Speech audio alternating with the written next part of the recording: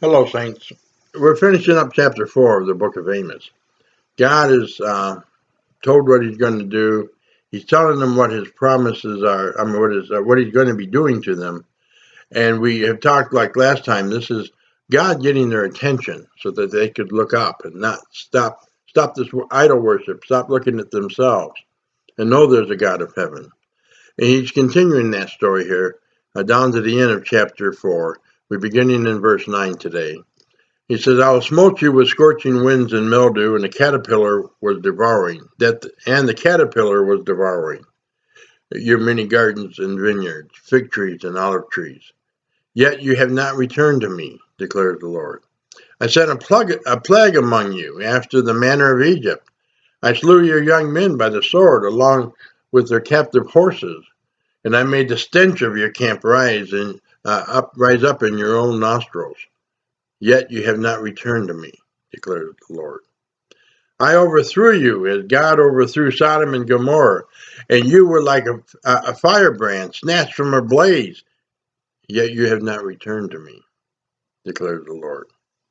And therefore thus I will do to you, O Israel, because I will do this to you. Prepare to meet your God, O Israel.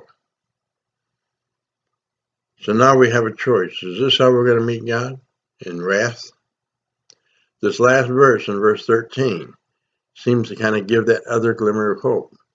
It's not all overt yet, but we have this glimmer of hope here, where he begins in verse 13. For behold, he who forms the mountains and creates the winds and declares to man what are his thoughts. He who makes dawn in the darkness and treads on the high places of the earth. The Lord God of hosts is his name. So we recognize God as God and come back into the covenant? Or do we continue to rebel and worship idols? Move away from? Is it God's curses or God's blessings that we'll turn to?